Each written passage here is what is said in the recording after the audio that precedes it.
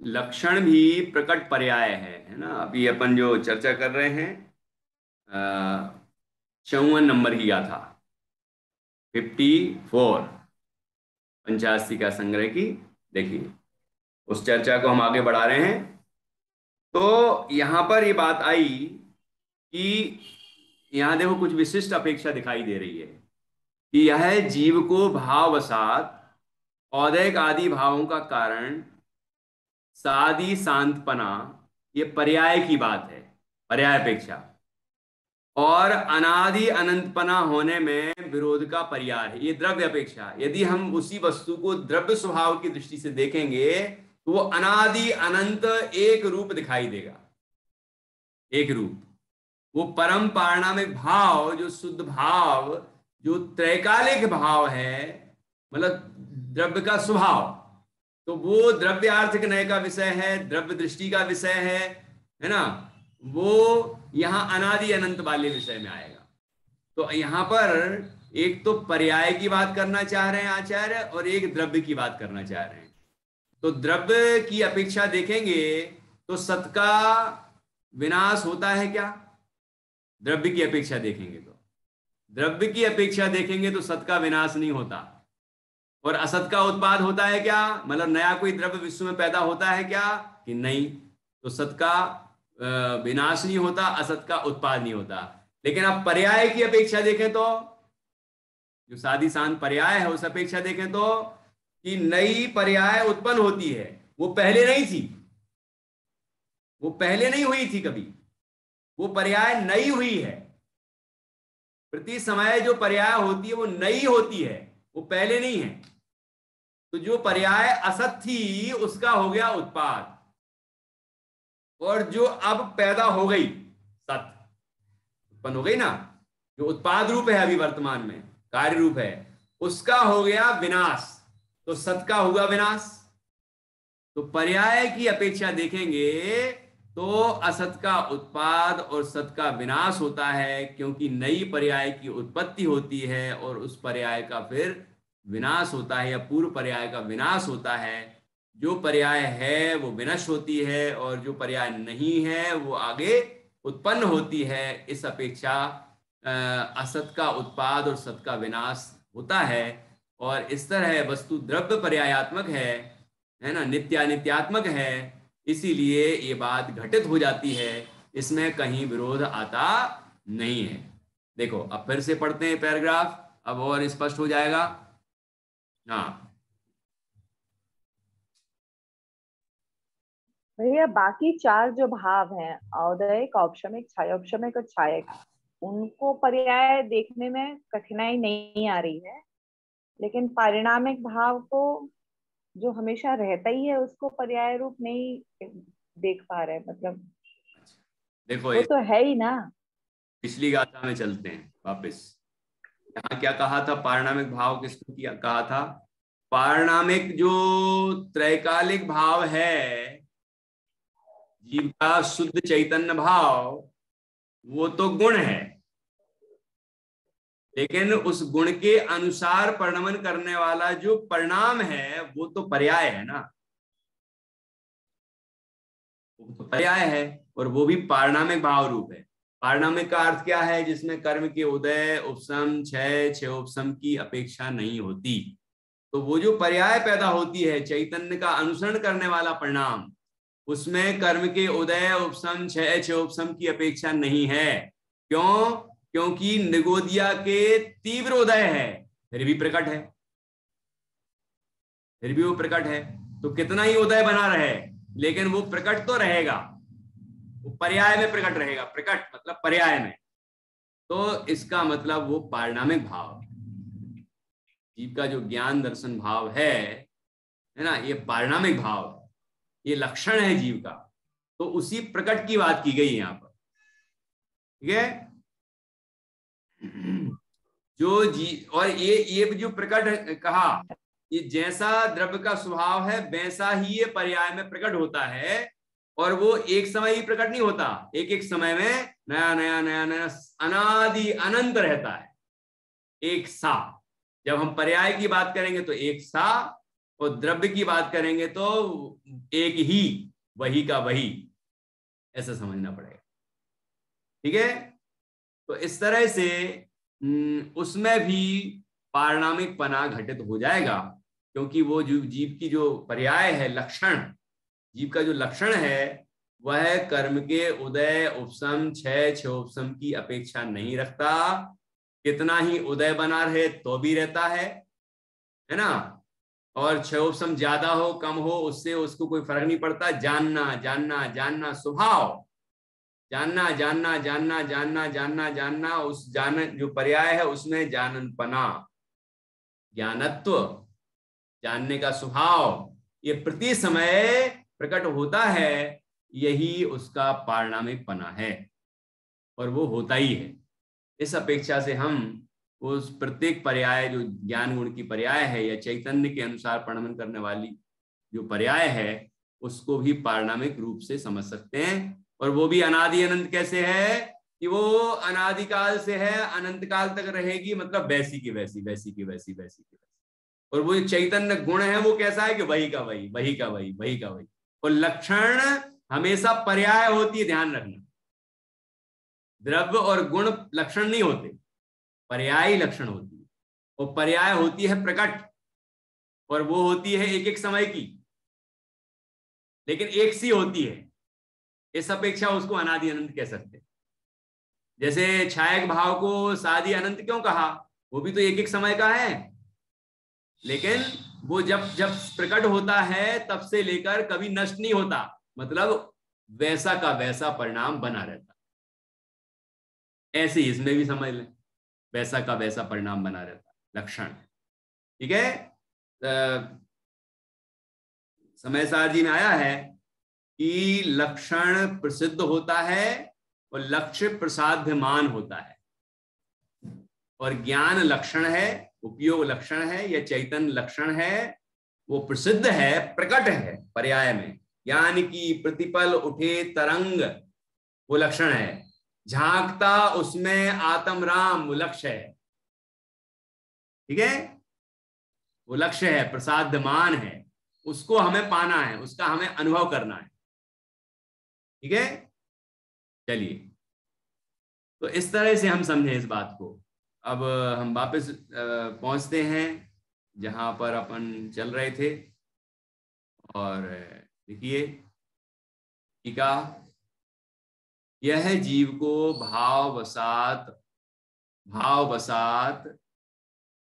भाव के वश से औदैक आदि भावों के कारण आदि शांतपना और अनादि अनंतपना होने में विरोध का परिहार है। इस प्रकार वास्तव में पांच भाव रूप से स्वयं परिणमित होने वाले इस जीव को कदाचित औदैक ऐसे एक मनुष्यत्व आदि स्वरूप भाव की अपेक्षा से सत का विनाश। क्या मतलब हुआ, जैसे हम मनुष्य हैं ना अभी, है ना, मनुष्य आयु नामकर्म के उदय से, मनुष्य गति मनुष्य आयु तो नामकर्म नहीं है, मनुष्य आयु कर्म के उदय से और मनुष्य गति नामकर्म के उदय से हम मनुष्य हैं, बराबर।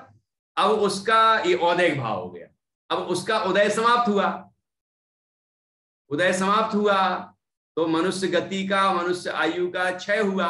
और क्या हुआ फिर, जीव यहाँ मनुष्य पने से, मनुष्य जो पर्याय है इस रूप से नष्ट हुआ, और फिर देव पर्याय का उदय आ गया, मतलब देव नाम कर्म, देवगति नाम कर्म का उदय आ गया तो देव हो गया।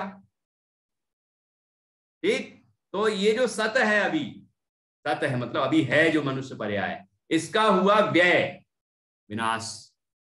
और जो देव पर्याय हुई नहीं है अभी, वो देव पर्याय प्रकट हो गई, मतलब असत का हो गया उत्पाद। ख्याल में आ रहा है कि नहीं, ये चर्चा तो हम पहले भी कर चुके हैं, है ना।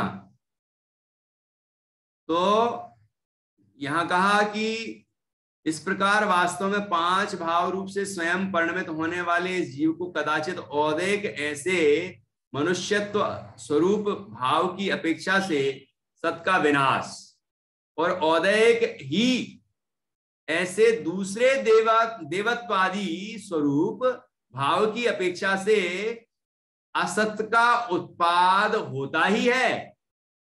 संसार पर्याय में है जब तक, तो ऐसा चलता रहेगा। अब मनुष्य के बाद हो सकता है वो त्रियंच बन जाए, वो नारकी बन जाए, है ना। लेकिन आचार्य थोड़ी ऊंची बात कर रहे हैं, कहते वो देव बन गया, है ना।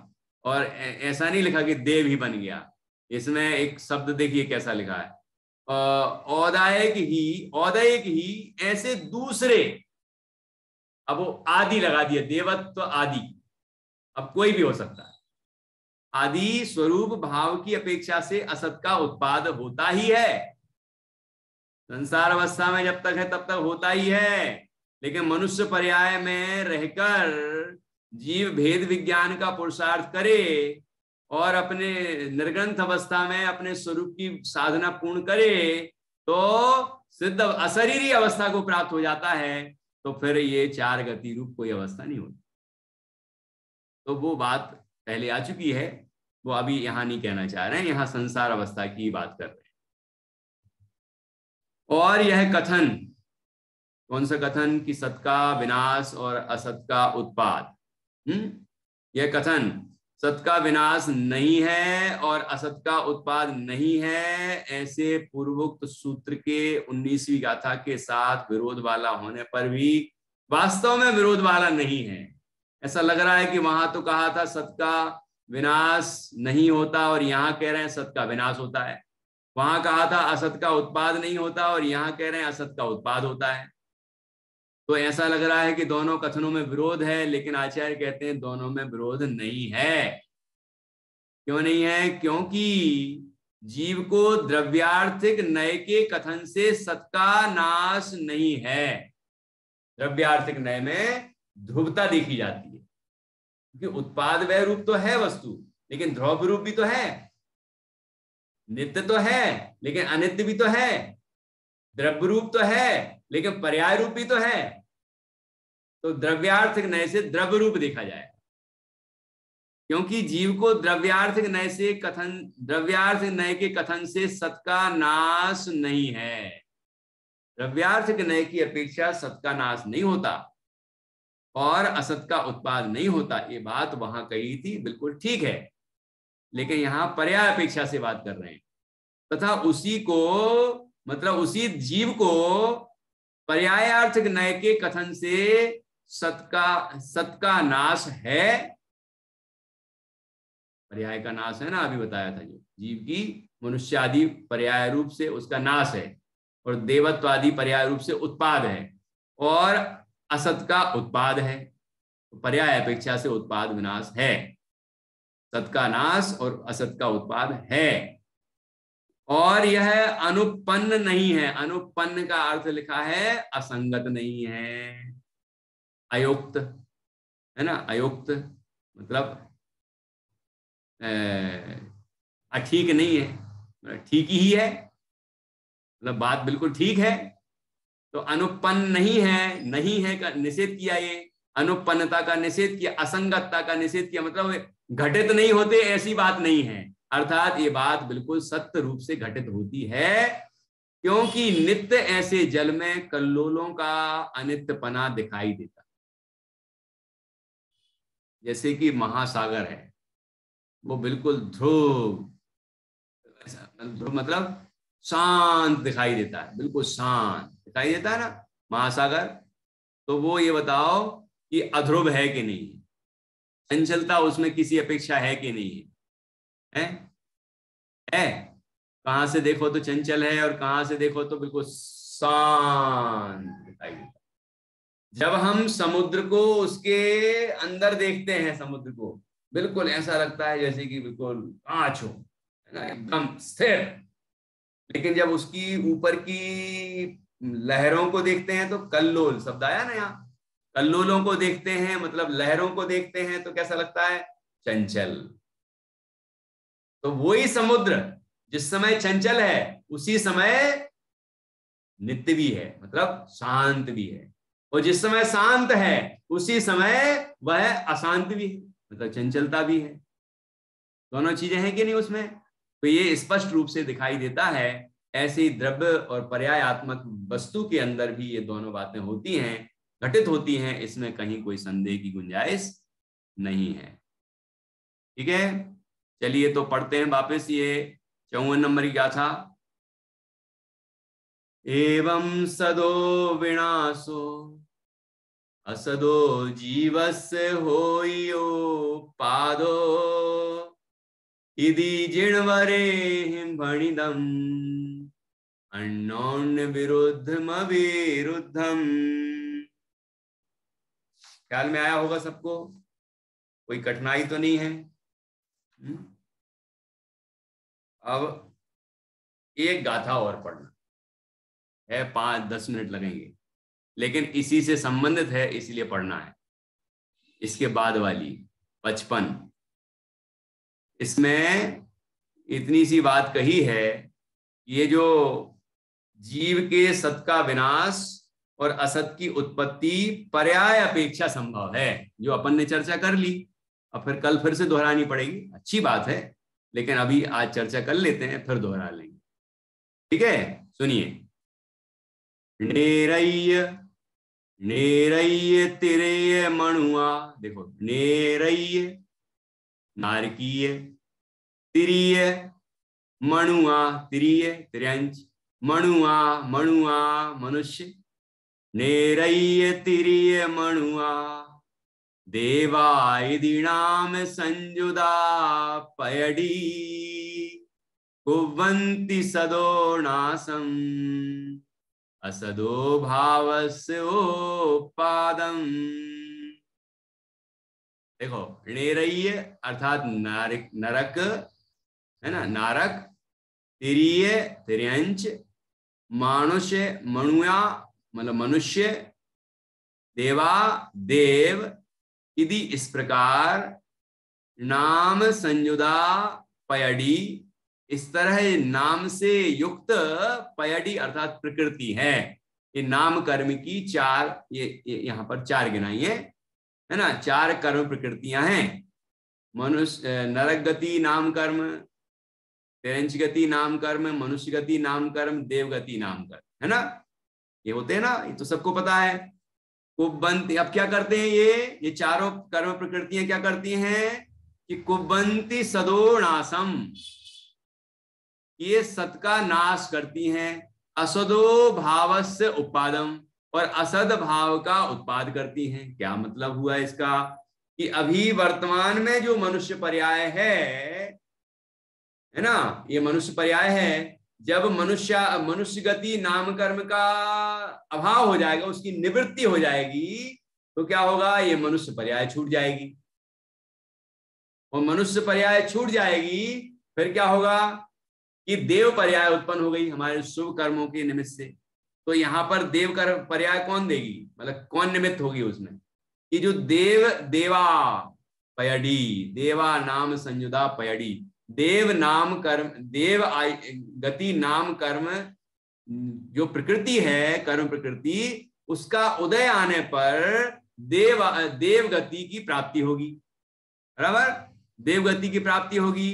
फिर क्या होगा, देव गति नाम कर्म का उदय आते आते जब उसका समापन हो जाएगा, तो फिर क्या होगा कि वो देव गति भी समाप्त, और फिर मनुष्य गति या जो भी दूसरी गति में जहां का भी उदय आएगा वहां पहुंच जाएगा। तो देखना, सत का हो रहा है विनाश। ये जो वर्तमान में अभी मनुष्य पर्याय है ना, जब मनुष्य नाम कर्म का उदय है तो इसका उत्पाद है, मतलब ये बनी हुई है। जैसे ही मनुष्य गति नाम कर्म का क्षय हुआ, विनाश हुआ, तो मनुष्य पर्याय छूट गई,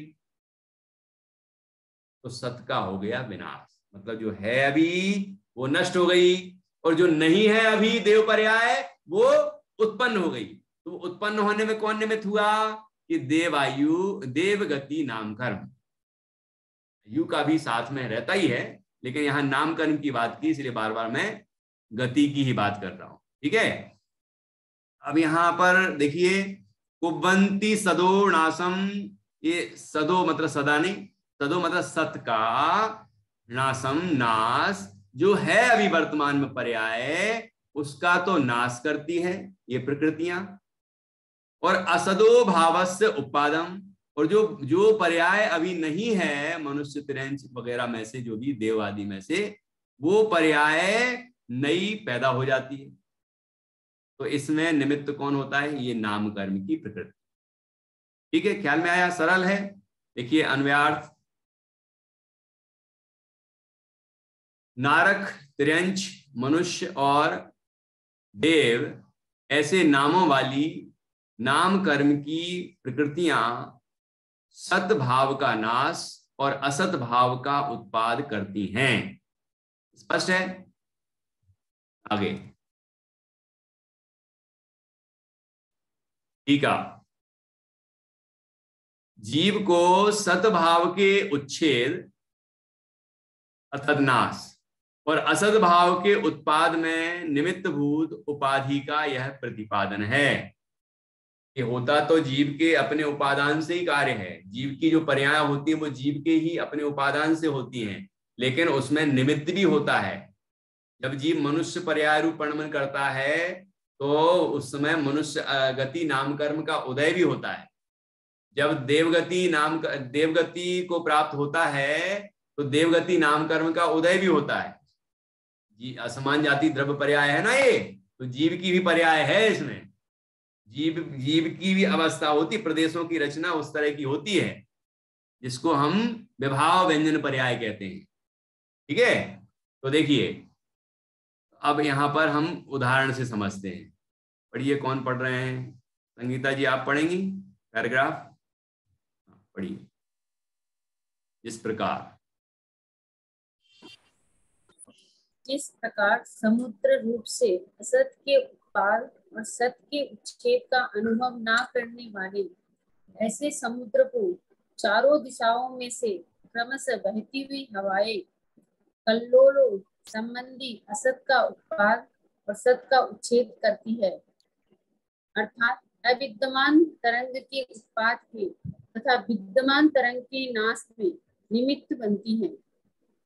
उसी प्रकार जीव रूप से सत के उच्छेद और असत के उत्पाद का अनुभव ना करने वाली ऐसे जीव को क्रमशः उदय को प्राप्त होने वाली नारक, त्र्यंच, मनुष्य, देव की नाम कर्म की प्रकृतियां भावों संबंधी पर्यायों संबंधी सत का उच्छेद तथा असत का उत्पाद करती है, अर्थात विद्यमान पर्याय के नाश में और अविद्यमान पर्याय के उत्पाद में निमित्त बनती है। ठीक है, स्पष्ट है, बहुत सरल है, कठिन तो है ही नहीं।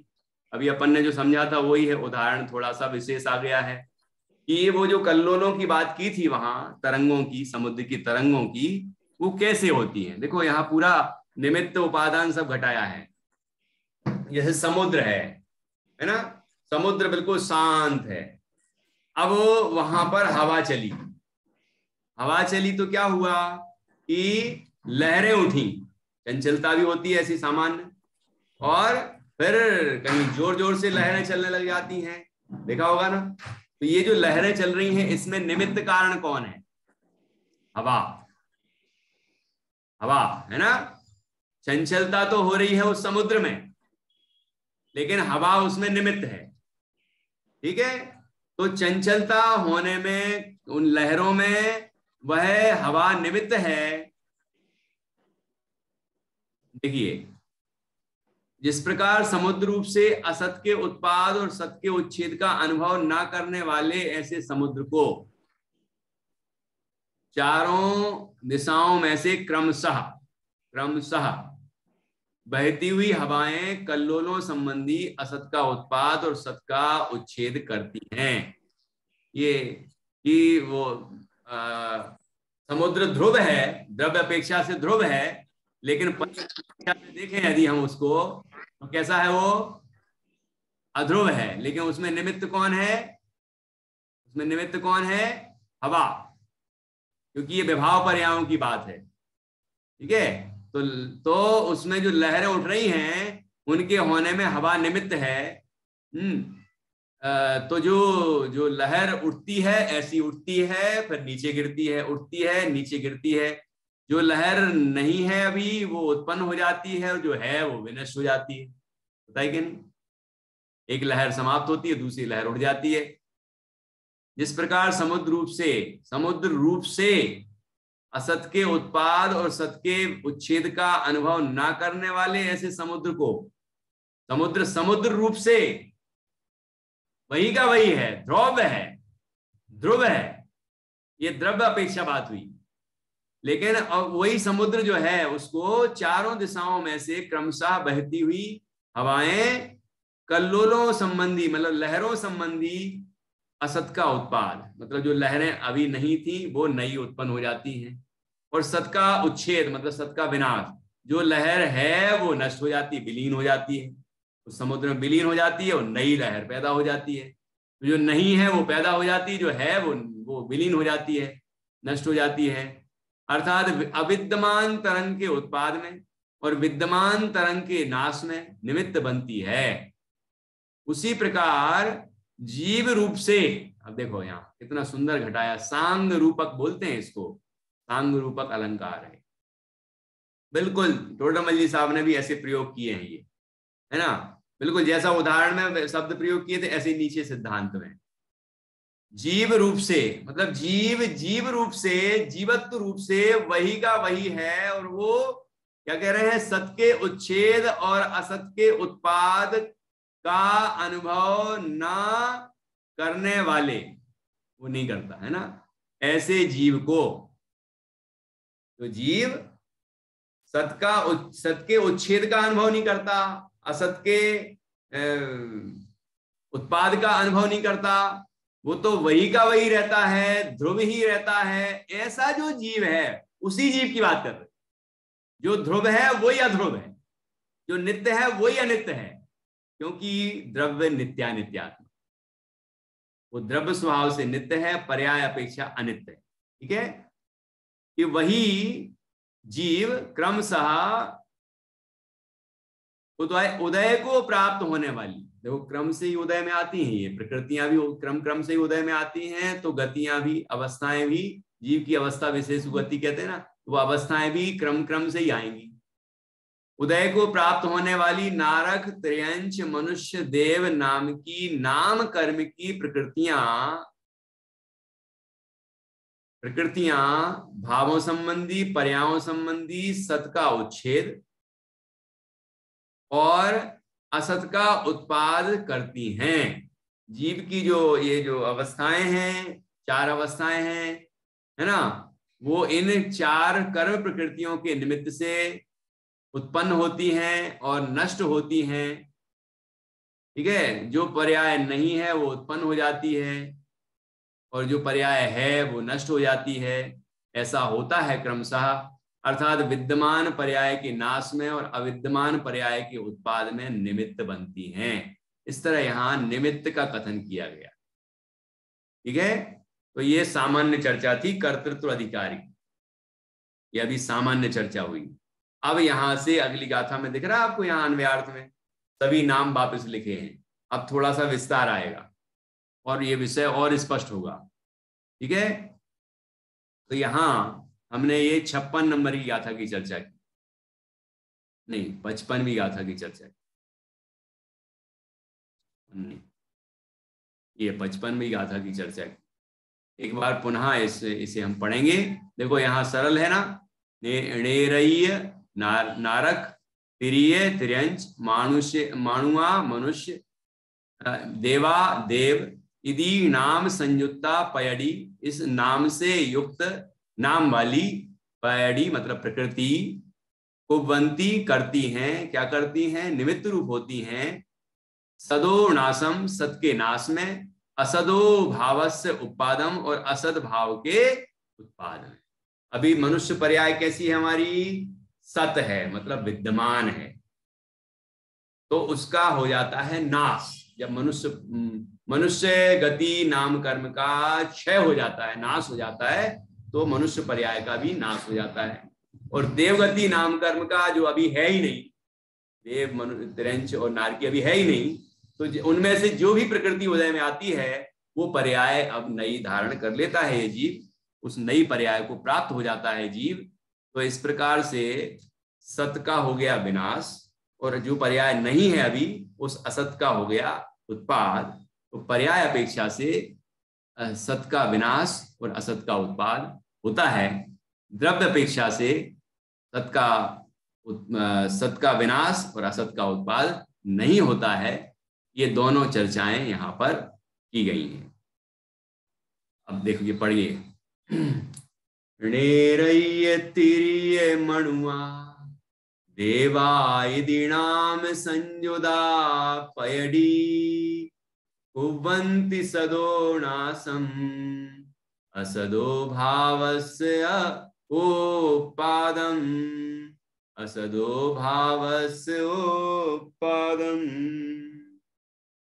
अब हम जिनवाणी स्तुति करेंगे।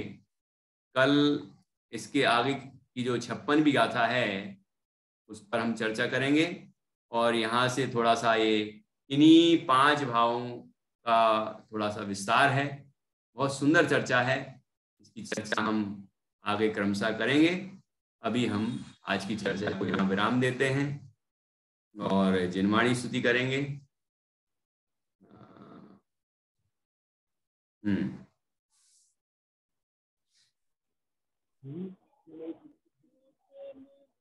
बोलिए बात।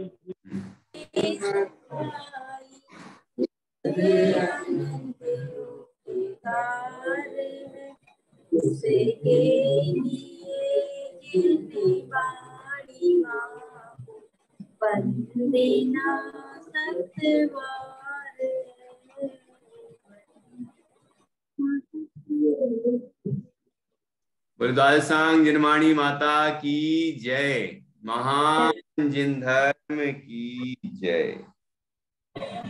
नमो का मंत्र के माध्यम से पंच परमेश्वरी